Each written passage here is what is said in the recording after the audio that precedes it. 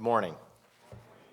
It is fantastic to see everybody here together this morning together. It's always a joy to be here with God's people, worshiping Him, to have the study that we had before class began, or before the worship service began, to go to Him in song, in prayer, to look at His Word.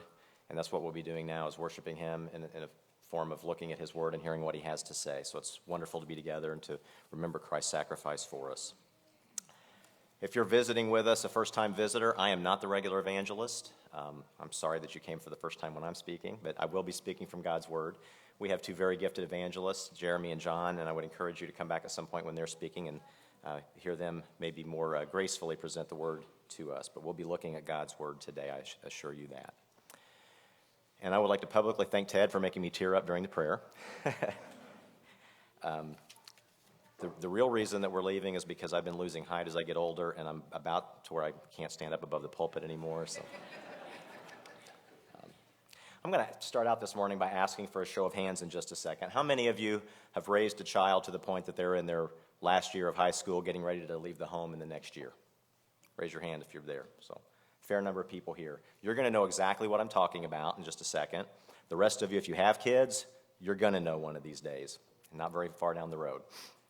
But when you have a child that gets to that last year and you realize, I've got less than a year left with this child before they move off into the world, they're on their own at college, at work, living on their own wherever they're going, you realize, I've just got a year left, and you start kind of panicking a little bit, thinking, have I trained them all the things they need to know to be on their own? You think about all the big things, but even the little things like, do you know not to put red clothes in with the white clothes in the laundry? How often do you think you ought to wash your sheets? You remember you need to get the oil changed in your car every X thousand miles. Do you know how to write a check? You know not to fill out or complete every application for a loan or a credit card that gets emailed to you, right? So things like that aren't the big items in life, but they make a big difference in life, and they make their life smoother if they know those things. So we're worried about their life going well. And so we are concerned about those things. Well, since Jenny and I decided this last fall that we're going to move to Tampa, that's really in a very strong way how I felt about Traders Point. I had always actually thought I would be here until I died and moved on to be with the Lord. But since we've decided to be where our daughters and granddaughter are and try to continue to influence them spiritually, I've been really focused on the future of this congregation and thinking about that very strongly. It's always been on my heart, but even more so at this point in time. And as I was preparing for the Law of Moses class, Nathan Rentschler and I are teaching that right now, it occurred to me that that's what Deuteronomy is. Deuteronomy is Moses' farewell address to the Israelites right before he dies. I put on the slide farewell hyphenated. We think of that word farewell sometimes as just being a greeting, like goodbye. But it actually means to farewell, to do well. And that's what Deuteronomy is. It's Moses telling them how to do well in life. And if you look at Deuteronomy 1:1, he says, it starts out there in the book, these are the words which Moses spoke to all Israel on this side of the Jordan in the wilderness. So he's talking to them right before they enter the promised land, and as you read to the end of the book, it's right before he dies and goes on. And given the fact that besides our Lord Jesus, Moses is the greatest leader who's ever walked the face of the earth, what better way for me to think about things that I should impart to you than to look at what Moses told the Israelites. If it was important for him to tell them, it's important for me to tell you. And so that's what we're going to do this morning. So we're going to start out by reading the entire book of Deuteronomy. Kidding. We are going to fly through a lot of it because I want to make a point about the volume of some things that are in there. So we're going to move through a lot of it very quickly as we do that. But we're going to consider three main thoughts this morning. The first two are things that are woven all throughout the book. And then the last point we're going to look at is at the very end of the book as he closes his address to the Israelites. So the first thing that we want to look at is their history. Deuteronomy is full of Moses recounting the events of their history. Things that happened from the time they left Egypt 40 years ago, because they're at the end of this journey now about to enter Canaan. It's been 40 years that he's been with them from the time they left Egypt. So he's looking at the past 40 years and the result of that. And a couple things to note as we look at this. He repeatedly points out their successes. And he tells them, I want you to learn from that God is with you as we look at the successes in our past history. And to use that to power the difficult task that lays ahead of them. To use that to power obeying God precisely. And he attributes all of their failures as he looks at their history. He talks about their failures too, but he attributes all those failures to not trusting God, to not following God's way. as a reminder again that they need to follow him precisely. A second thing to note is he addresses this group 40 years later when all of the original adults have died, save Joshua and Caleb. None of the rest of the adults are left. But he addresses them as if they were the individuals that did all these things over the last 40 years. He repeatedly says, you did this, you did this, you did this, even though these were the children and the children of the children who hadn't been there. And that may seem a little odd, but I think in part it's because it's their history and it influences who they are. That's how they were raised and what their background is, and so it's had a huge impact on them, even though they maybe didn't even experience those things. But it's also in large part because people tend to continue in the same path as those around them, as their predecessors and those that surround them at that point in time. The Israelites did this, and we do this today. We tend to make the same kind of decisions that our group has been making, that we've been surrounded with, whether it's our country, our family, our church. We tend to make the same kind of decisions that we've been making over and over, with the exception that we kind of gradually get a little worse and further away from God over time, unless we actively and intentionally choose that we're going to learn from our group's history. So with those thoughts in mind, I want to scan through quickly and notice how often he points out their history in the book of Deuteronomy, which again is his address to the people, his farewell address. It's not just a quick token nod to history. It permeates the entire book. It permeates his final address. So I think this shows the importance of truly considering their history for them and our history for us, and learning from our past mistakes and successes. This is a slide that shows the different passages where he talks about their history. Look at all those, how many times that he does that throughout the book of Deuteronomy. We're going to skim through several of those. We're going to look at the underlined ones. We're going to fly through, so if you want to read along with me, get your fingers warmed up and turn, but we're going to just hit the underlined ones and talk about each of those quickly and read just a few of them.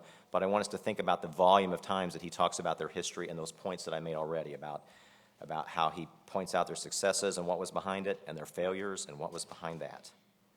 Deuteronomy 1:5-8, he begins with the command for them to leave Horeb or Mount Sinai and journey to Canaan. Then in 1:19-44, he recounts what happened with the 12 spies, a story that we're familiar with. In the middle of that, in verse 30 and 31, he reminded them that God had been with them when they left Egypt and all the events that happened, and yet they still hadn't trusted the report of those that said they could go in and take the land, and that's what resulted in the 40 years of wandering that they are just finally completing. Jumping on to chapter 4, verses 3-4, he talks about how God destroyed those people at Baal Peor who had turned to worship Baal with the people of Moab, but that every single person who had not done that, who had followed Yahweh, was still alive to that very day. Chapter 4, 32-36, he again points out the great works God had showed in bringing them from Egypt. Not the first time he's done that, but he goes back and mentions it again. Chapter 5, the first 22 verses, he recounts the giving of the Ten Commandments and how that all occurred. Chapter 7, 17-19, I'm going to read this one. Chapter 7, 17-19. If you should say in your heart, these nations are greater than I, and that's because they're getting ready to go into Canaan. These nations are greater than I. How can I dispossess them? You shall not be afraid of them, but you shall remember well what the Lord your God did to Pharaoh and to all Egypt, the great trials which your eyes saw, the signs and the wonders, the mighty hand and the outstretched arm by which the Lord your God brought you out. So shall the Lord your God do to all the peoples of whom you are afraid. So consider that along with what he tells them in chapter 8, 15-17 about why God let them have all of these trials. He says, who led you through that great and terrible wilderness in which were fiery serpents and scorpions and thirsty land where there was no water, who brought water for you out of the flinty rock, who fed you in the wilderness with manna, which your fathers did not know, that he might humble you and that he might test you to do you good in the end. Then you say in your heart, my power and the might of my hand have gained me this wealth. So 2 points to take out of this that we're going to talk about more in just a moment, that we should learn from and be strengthened by seeing God's hand in our history. He points that out to them there. You can see God's hand in your history. That should strengthen you. But he also points out to them, don't credit ourselves for the successes. That's what he said at the end of that passage. My power and the might of my hand have gained me this wealth. That's what they're saying to themselves. His point is, see that it's God's hand. It's not your hand that's brought you these successes. God led you through the difficult times so that you would learn that everything comes from him. Moving back to our list of scriptures here, chapter 8, 2-5, he again gives them a reminder of the 40 years wandering and the manna and showing God shaping them. Chapter 8, 14-16, another reminder of the journey and the hardships and the water from the rock and the manna. Chapter 9, 6 through 10, 11, he recounts the golden calf, some other sins that they had committed, and their response to the 12 spies. So a list there of some things that were not positive in their history, very negative, and where they had sinned and turned away from God. Chapter 11, 1 through 7, he again recounts some of the events they've seen, including the rebellion of Korah, Dathan, and Abiram, and when the earth swallowed them up and them and their families whole.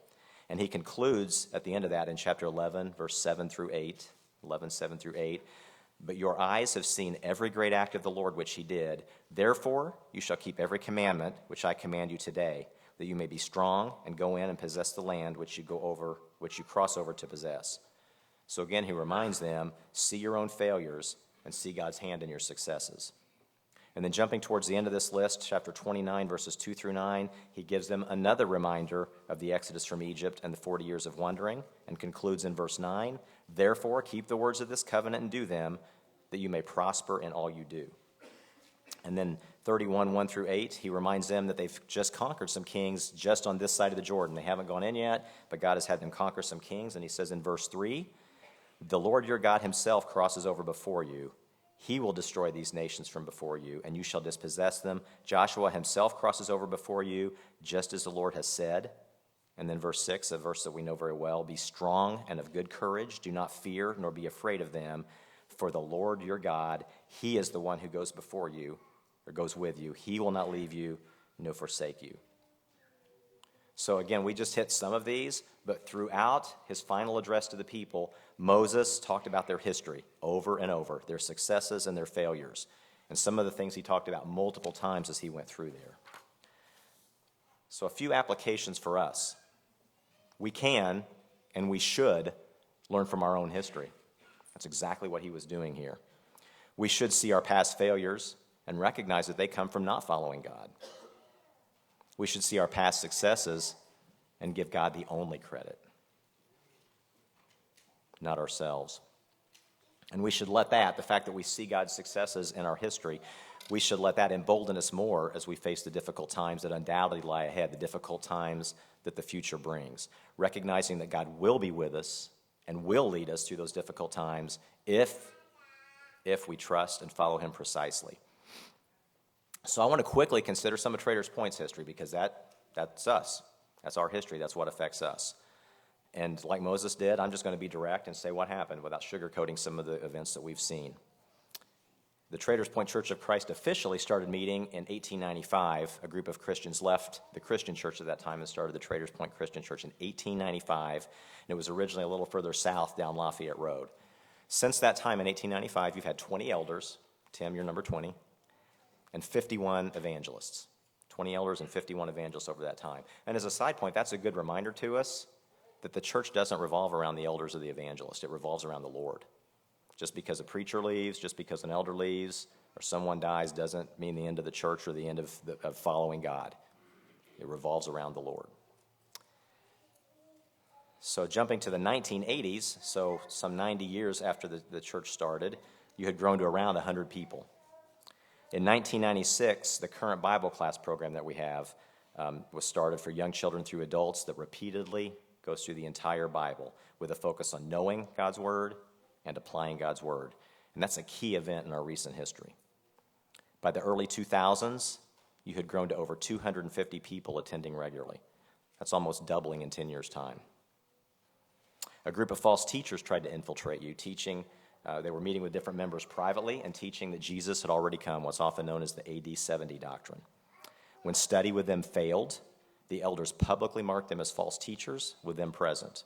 That was a very uncomfortable event, but exactly what God says to do. In 2004, you had a split in the church with a large group of people leaving and going in different directions.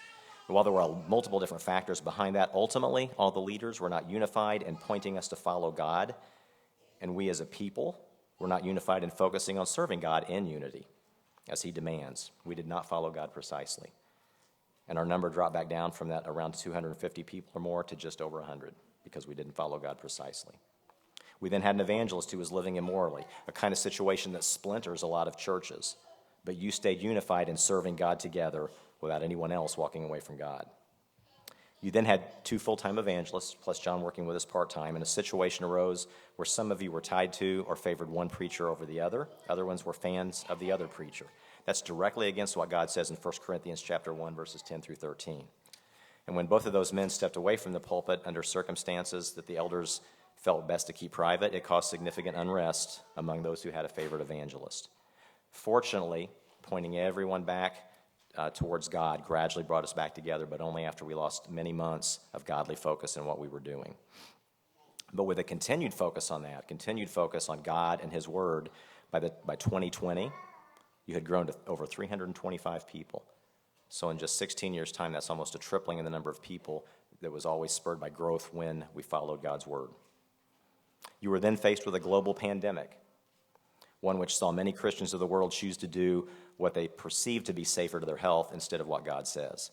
But because you followed the guidance of elders and preachers who pointed you to God's Word, who talked about what God says about worship, about obedience to the government, about loving our fellow men, what God teaches us about that, and talked about what God teaches us about respecting Christians that have different applications of His Word, you continued to worship God as He prescribes.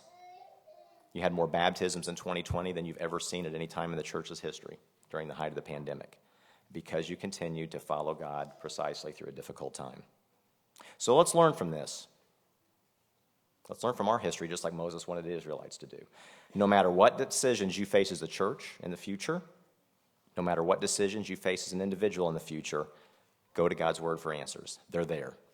We may not see it, but there's principles there that always apply. Go to God's Word every time. No matter what it is, those principles are there for us. And when those decisions are difficult, very difficult decisions to make, things that are not going to be easy to do, let your history, the fact that God has been with you every time you follow Him, let that empower you to do what's difficult. He's been with you when you follow Him. He will continue to be with you when you follow Him. Not only is Moses addressed to the people, the book of Deuteronomy, not only is it filled with their history, but he repeatedly recounts the law that they had already been given and reminds them to follow it. This is a list of, I think, all of the times, certainly most of them, that he reminds them to follow the law. This is not the times he talks about the law. This is the times he's reminding them, follow the law, over and over through the book. Note how many times he tells them in different ways, know God's law, follow God's law. Know God's law, follow God's law. Over and over through his final address to them. So again, we're going to fly through these ones that are underlined so that we can kind of get the grasp of what he's saying and the volume of times that he says this. Deuteronomy 4:1 and 2. Now, O Israel, listen to the statutes and the judgments which I teach you to observe, that you may live and go in and possess the land which the Lord God of your fathers is giving you. You shall not add to the word which I command you, nor take from it, that you may keep the commandments of the Lord your God, which I command you. Then in Deuteronomy 4:11 through 14, he focuses on the law coming from God. Chapter 5, 1 through 22, he calls Israel to him and recounts the Ten Commandments. He doesn't just tell them about the event, but he recounts what those commandments are. You know, if you think about it, they've been wandering in the wilderness for 40 years. You know they've heard these over and over and over this 40-year time frame. Yet as he gets ready to depart, he gives them to him again, the Ten Commandments. Deuteronomy 5:32 through 33. Shortly after that, he says, therefore, you shall be careful to do as the Lord your God has commanded you. You shall not turn aside to the right hand or to the left. You shall walk in all the ways which the Lord your God has commanded you, that you may live and that it may be well with you, and that you may prolong your days in the land which you shall possess. Chapter 6, 1 through 9, he reminds them of the importance of always talking about God's laws with the family. And in verse 7, he says, you shall teach them diligently to your children, and shall talk of them when you sit in your house, when you walk by the way, when you lie down, and when you rise up. And then he goes on in that chapter in verses 10 through 25 to talk more about keeping the law and teaching it to children. A whole chapter devoted to that. Jumping to chapter 10, verses 12 through 13, he says, and now, Israel, what does the Lord your God require of you but to fear the Lord your God, to walk in all his ways, and to love him, to serve the Lord your God with all your heart and with all your soul, and to keep the commandments of the Lord and his statutes, which I command you today for your good. That's the center of the law. Fear God, walk in his ways, love him, serve him with all your heart and soul, keep his commands. That sums up everything right there. And interestingly, that's in chapter 10, 12 through 13. You turn to chapter 11, verse 1. He says a summarized version of the exact same thing just a few verses later. Therefore, you shall love the Lord your God and keep his charge, his statutes, his judgments, and his commandments always. He then goes on in the same chapter to repeat variations of that almost verbatim in verse 8, verse 13, verse 18 through 21, verse 22, verse 32, all in the same section of instruction. In just over a chapter, he's given that instruction 7 times. Love God, keep his commands. Chapter 12, verse 32, he says, whatever I command you, be careful to observe it. You shall not add to it or take away from it. Skipping down to the end of the list here, verse 31, or chapter 31, verses 9 through 13, everyone in Israel was to gather every 7 years, and the entire law was to be read to them, so that all men, women, children, and strangers among them would hear it, learn to fear God, and learn to observe all the law. Then moving back a chapter to chapter 30, verse 11 through 14, as Moses is bringing his final words to the Israelites to a close, let's read together what he tells them. Deuteronomy 30, verses 11 through 14. For this commandment which I command you today is not too mysterious for you, nor is it far off. It is not in heaven that you should say, who will ascend into heaven for us and bring it to us, that we may hear it and do it? Nor is it beyond the sea that you should say, who will go over the sea for us and bring it to us, that we may hear it and do it? But the word is very near you, in your mouth and in your heart, that you may do it. That is, the command of God is not hard to understand. It's in your mouth and in your heart. Or in other words, you know it. You can repeat his words. You can say them. You know what it says. You know what to do. You've been given the word. Then look at what Moses says to them next in Deuteronomy 30, verses 15 through 20. A little bit longer reading here. It's where our reading came from that Connor read to us. He says, see, this is again at the conclusion of his talk, see, I have set before you today life and good, death and evil, in that I command you today to love the Lord your God, to walk in his ways, and to keep his commandments, his statutes, and his judgments, that you may live and multiply. And the Lord your God will bless you in the land which you go to possess. But if your heart turns away so that you do not hear, and are drawn away, and worship other gods and serve them, I announce to you today that you shall surely perish. You shall not prolong your days in the land which you cross over the Jordan to go in and possess. I call heaven and earth as witnesses today against you, that I have set before you life and death, blessing and cursing. Therefore choose life, that both you and your descendants may live, that you may love the Lord your God, that you may obey his voice, and that you may cling to him, for he is your life and the length of your days, and that you may dwell in the land which the Lord swore to your fathers, to Abraham, Isaac, and Jacob, to give them. I have set before you life and good, death and evil. Love God, keep his commands. He boils it down to that simple summary. Love God and keep his commands, and you'll have life and good. Don't keep his commands, and you'll have death and evil. You know, if we have something that's a life or death situation, we're gonna do what it takes to stay alive. That's just the way we're made, and life is that important to us. And he says, I've set that before you today. I've set before you life and good or death and evil, and it's your choice. And so what he's telling him is, knowing the law and keeping it is life and good. It's that important. It's a life or death situation for you. You got to know it. So let's make that personal. Let's make that personal and kind of reread that applying to us. See, Trader's point, that I have set before you today life and good, death and evil, and that I command you today to love the Lord your God, walk in his ways, keep his commandments, his statutes, and his judgments, that you may live and multiply. And the Lord your God will bless you in the land which you go to possess. The majority of the rest of Deuteronomy, besides recounting their history and reminding them of the importance of knowing the law and keeping the law, is actually repeating the law to them. He gives them the law through all the rest of that. And that's really what the name of the book means. Deuteronomy, repeated law, because he repeats the law. Again, they've heard this law over and over. They've been with Moses for 40 years now, and he's been telling them what to do.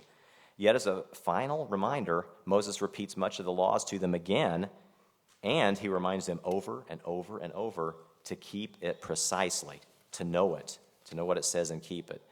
So why would Moses do that? Why would he ask them or remind them again when he's done this for 40 years? Why would he remind them again of what all the laws were and remind them, you've got to know this, and remind them, you've got to keep this precisely? Because he knew they would have a tendency to forget the law. He knew they would have a tendency to not keep it precisely. And unfortunately, we're very much the same today. We need repeated reminders of what God says. We need repeated reminders to keep his word precisely. So let's make some applications out of that.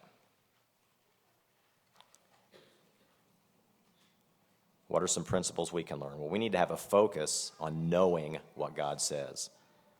We need to have a focus on doing exactly what God says. And we need to keep looking back at points number 1 and 2. Keep being reminded that it's important to know it. It's important to do it precisely.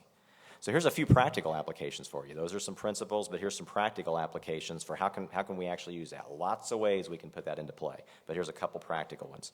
Our Bible classes. And note as a side point that our children's classes go through the whole Bible every 2 years.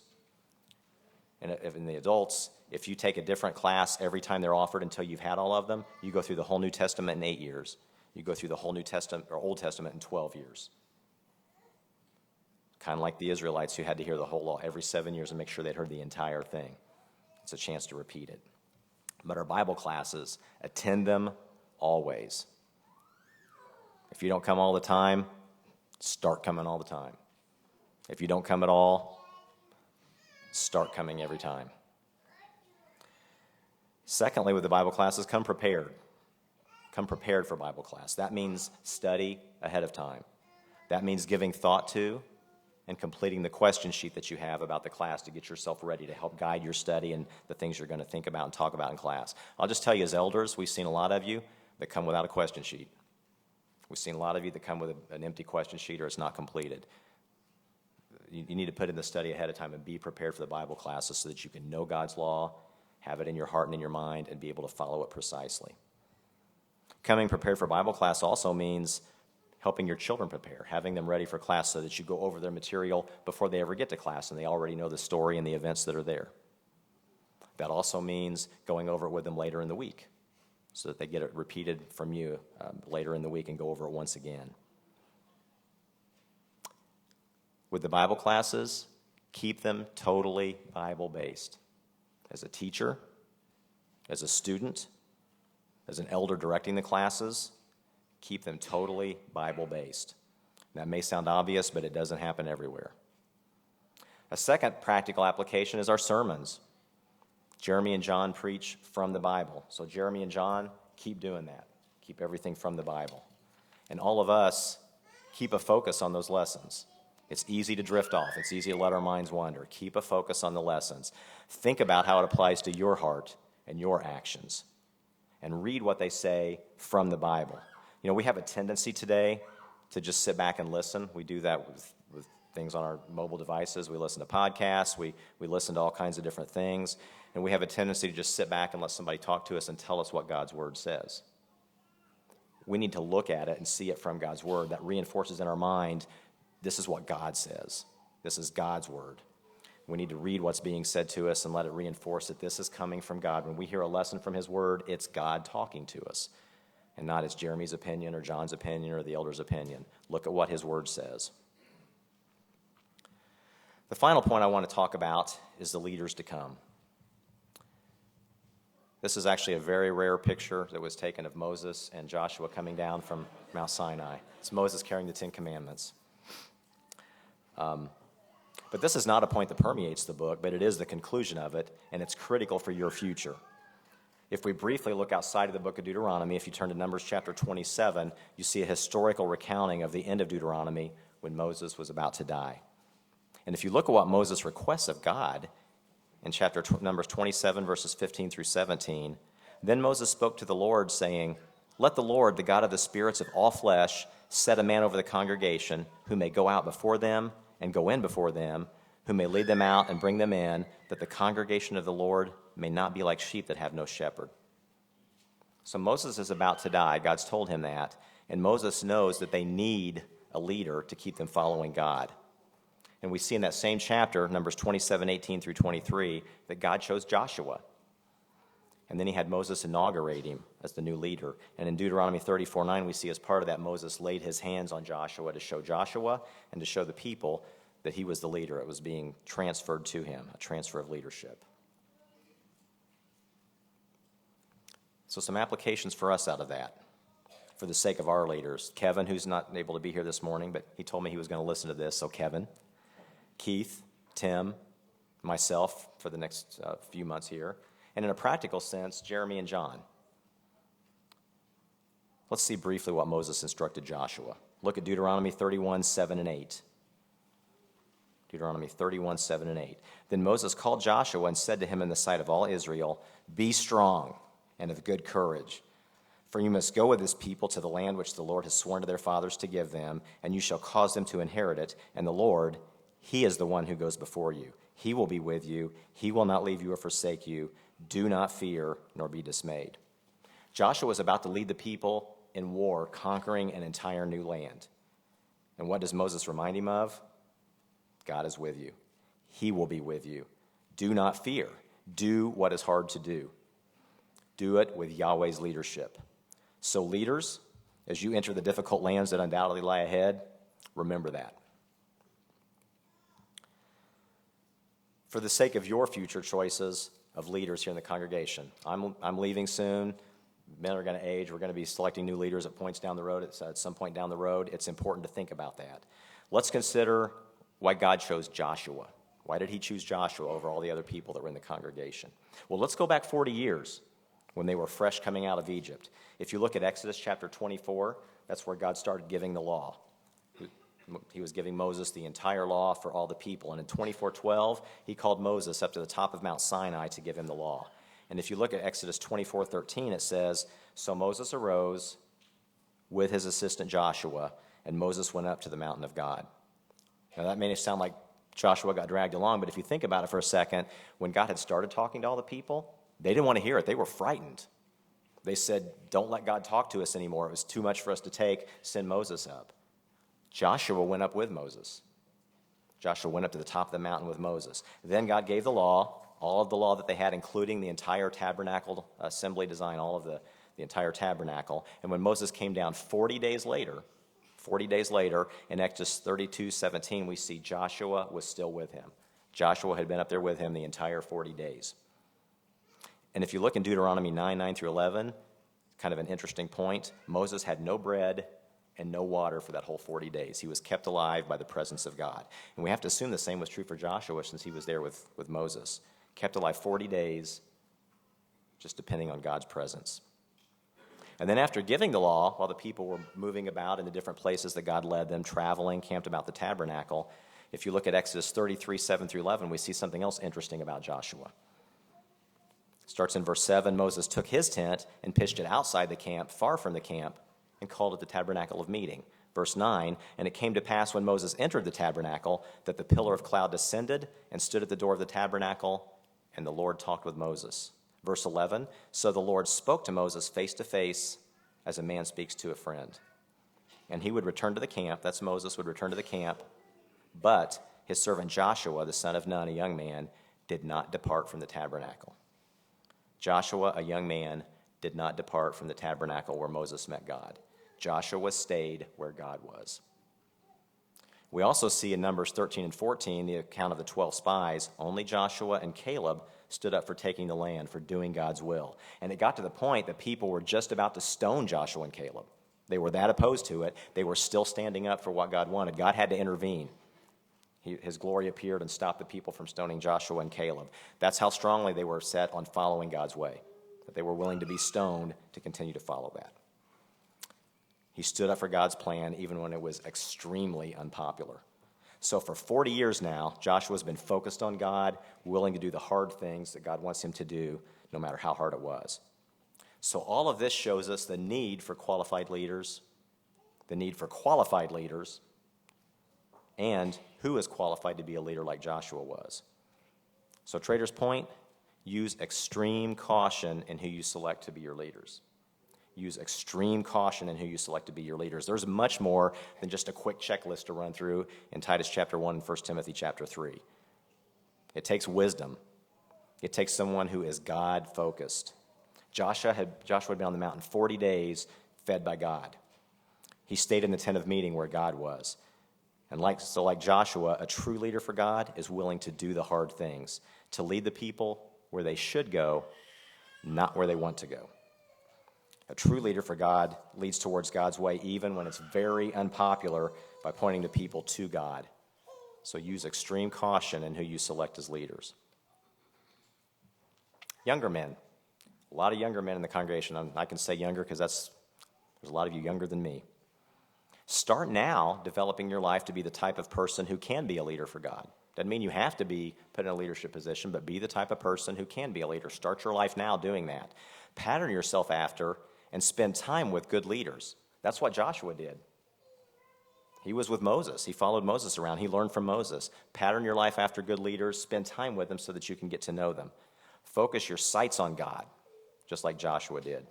Then we'll have plenty of men who are clearly capable of being leaders for God, like Moses and like Joshua. So I'll be serving you as an elder only a short time more, probably a few months. It just depends on a few things that happen in our life, but it's going to give me great sadness to leave you. It's been a very difficult decision for us. But I move on to the next part of my life with a clean conscience toward you. I've given my all to point you towards God, to teach you the things that I think you need to know from His Word and to lead you towards God. So my final thoughts to you are really, I'm taking them right from what Moses said because I think his words, there's nothing better to leave you with than what he left them with. Learn from your history. Look back at it over and over. God will bless you over and over if you keep following Him precisely. No matter how difficult the circumstances are, He will bless you over and over. Keep following Him no matter what. But that means you have to know His Word. You have to know His Word fully so that you can focus on doing it precisely. Use the Bible classes, use the preaching. You spend your time focused on God's Word, making sure that you know it and that you can live it and you recognize what's true and what's not. And choose men like Joshua and Moses to lead you. And as they are pointing you to God, follow them. We're going to stand in just a moment and sing an invitation song, what we call an invitation song. If your life isn't exactly aligned with God's Word, make that right now while we sing the song in a moment. If you're a Christian and you simply need to make some changes in your life, you need to have that between you and God, take care of that today. Do it now. Don't wait any longer.